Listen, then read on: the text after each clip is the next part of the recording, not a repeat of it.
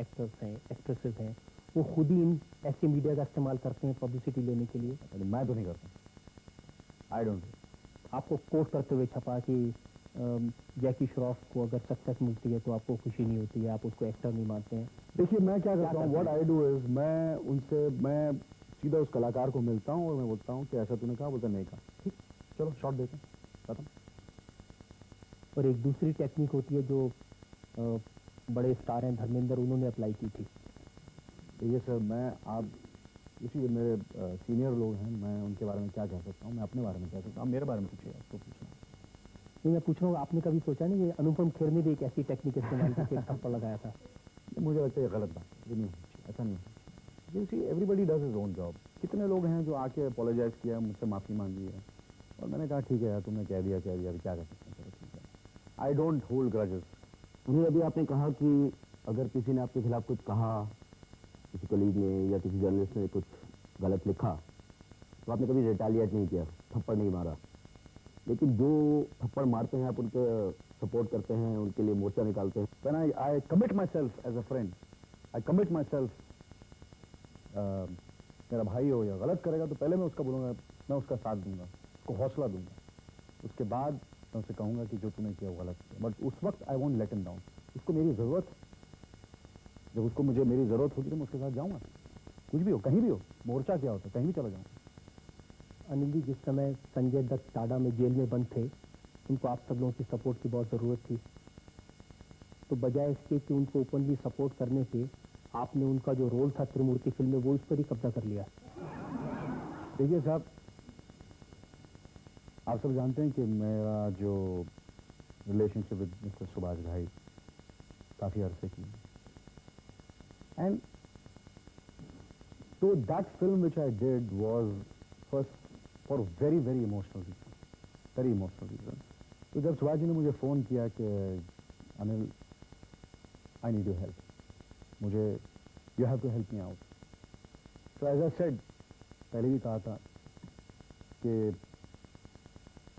कुछ तो मेरे दोस्त होते हैं, कुछ भाई होते हैं. He is like my father. And if my father needs help, I'll always be there for him. And he asked me to help, and he has been responsible for so many films, so many good films, and आज काफ़ी हद तक उनका हाथ है मेरे career में. And Sanju ने ग्रीन सिग्नल दिया, दत्त साहब ने ये ग्रीन सिग्नल दिया, मैंने लेटर लिखा, मैंने उनसे कहा कि अगर संजू तुझे 1% भी ऐसा लगता है कि तुझे ये डाउट है कि मुझे नहीं करनी चाहिए या कुछ करनी चाहिए तो मुझे कह देना. This I have written to him. Matter 3 दिन पहले मुझे मिला और उसने कहा कि Anil that was the best thing. और कौन सा त्रिमूर्ति, कौन सी ऐसी कोई रोल था कि उस रोल से कुछ ऐसा हो सकता है. तो थर्ड रोल, 3 हीरो की फिल्म थी. मुझे ऐसी I am not trying to show off, मतलब रोज 4 या 5 या कोई ना कोई फिल्म ऑफर होती है. मेरे लिए for me it was to go out of my way to do this film. तो मेरे लिए कोई बड़ी बात नहीं थी वो फिल्म करना.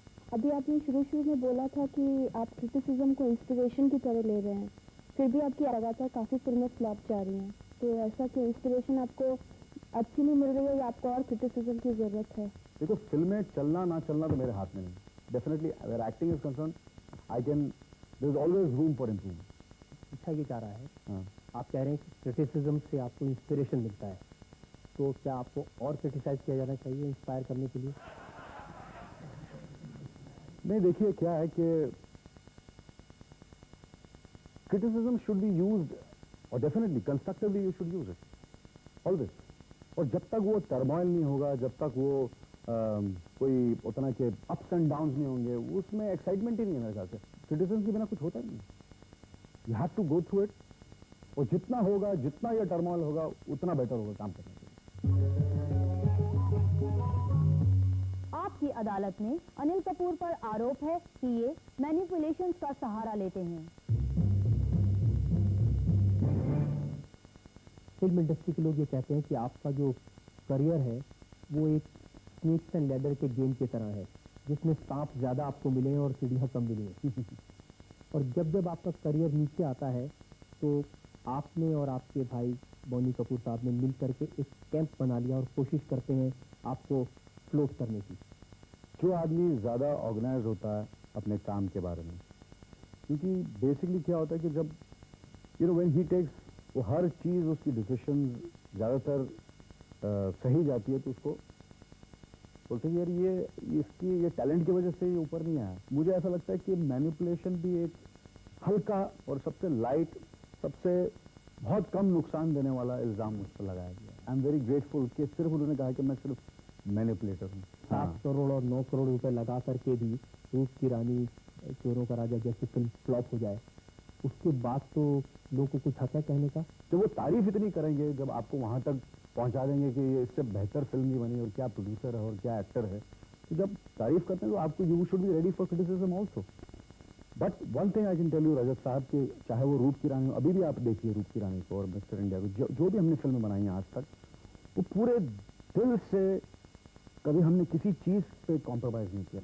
तो एक रूप की रानी है जो नहीं चली, तो आप 5 फिल्म बनाते हैं, उसमें से एक नहीं चलती है, तो उससे क्या प्रॉब्लम? इंप्रेशन ये इंडस्ट्री में कि फिल्में फ्लॉप होने के बावजूद भी इस ग्रुप ने, आपका जो माफिया बना हुआ है फिल्म इंडस्ट्री में, इसने अनिल कपूर को पहली रैंकिंग में फ्लोट करके रखा हुआ है। मैनिपुलेशन से कुछ नहीं हो सकता रजत साहब। अच्छा बताइए, पिछले 2 साल में एक भी हिट फिल्म नहीं दी और 13 फ्लॉप फिल्में आपने दी हैं।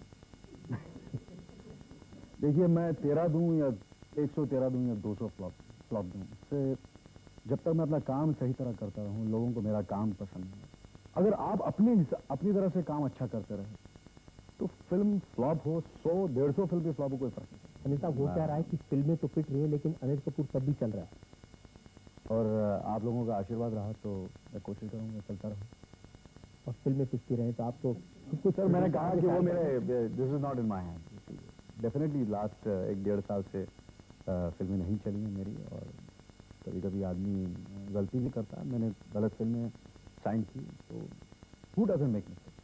नहीं, गलती तो करते हैं, लेकिन 1-1.5 साल में तो कुछ सीख लेना चाहिए उन गलतियों से। देखो क्या होता है कि कभी कभी 1-1.5 साल लोगों, ऐसे कलाकार हैं, मैं तो खुश नसीब हूँ कि सिर्फ 1-1.5 साल वाले लोगों के 12-12, 15-15 साल, 20-20 साल तक फिल्में नहीं चलती। कुछ लोगों को एक फिल्म तक नहीं मिलती। कुछ लोग, आज मैं खुश नसीब हूँ कि आज आपने मुझे ये समझा कि मैं आज आपकी जनता की अदालत में आऊँ। नहीं तो कितने लोग हैं जो यहाँ आ सकते हैं, कितने कलाकार हैं जो जनता की अदालत में आपके सामने आए। कोई कलाकार, ऐसा कोई इंसान जिसने तरक्की की हो, मुझे बता दो, जिसकी जिंदगी में सिर्फ सक्सेस, सिर्फ हिट, ये फॉर्मूला अगर मेरे पास होता कि मैं हर फिल्म जो मेरी, जिसमें मैं काम करूं वो सुपर हिट हो, तो you know, like I would be like God. एक इल्जाम अनिल साहब ये लगता है आप पर और बॉनी दोनों पर कि आपने श्रीदेवी के ऊपर कब्जा किया हुआ है। श्रीदेवी नहीं, माधुरी दीक्षित भी है। दोनों पर? हाँ, माधुरी दीक्षित है, काफी है।